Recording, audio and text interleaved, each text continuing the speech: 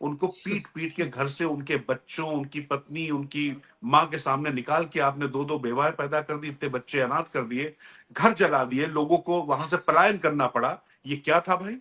अब इसके बाद चाहे वो पश्चिम बंगाल की पुलिस हो, चाहे बीएसएफ हो, उनकी जो रिपोर्ट आ रही वो आ रही कि इसमें बांग्लादेशी हाथ हो सकता है। मतलब बांग्लादेश से जो लोग आ रहे जा रहे हैं। अच्छा, आप जानते हैं महेश भाई, एक बड़ा और गजब का काम हुआ है। 23 तारीख को जो है बांग्लादेश में जो एक संगठन है, बांग्लादेश खिलाफत जो मजलिस है, जो अलकायदा से भी जुड़ी हुई और आईएसआई का गुर्गा मानी जाती है, वो वहां पर भारत में पारित हुआ, भारत की संसद से पारित हुए वक्फ कानून के खिलाफ वहां पर प्रदर्शन कर रही है।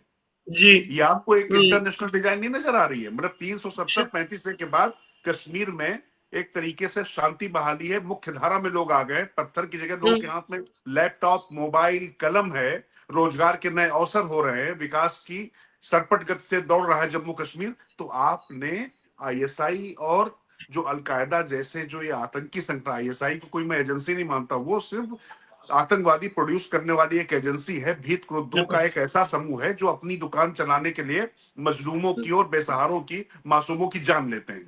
तो उन सबको आपने किस तरीके से आपने प्रश्रय दिया, और आप अपने चंद वोटों के लिए पूरे देश और देश के लोगों की जान माल से खिलवाड़ कर रहे हैं।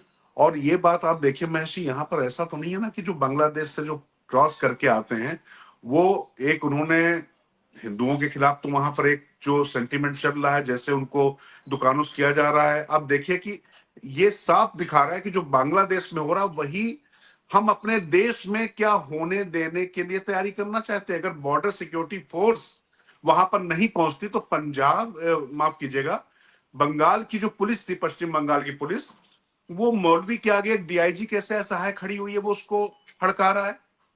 एक अनपढ़ जो है, भिखमंगा टाइप का, तृणमूल कांग्रेस का जो मौलवी है, वो एक आईपीएस ऑफिसर से कह रहा है कि तुम उसको धमकाओ नहीं, और धमकी दे रहा है।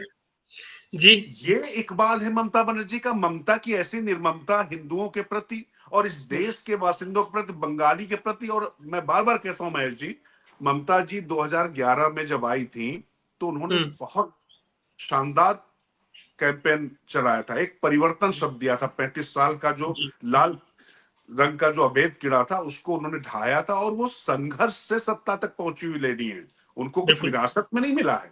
तो उसके बाद उन्होंने कितना अच्छा शब्द दिया था, माँ माटी मानुस। अरे आप सिर्फ आपने जो कहा था उस पे 15-20% ही अमल कर लीजिए, वहां पर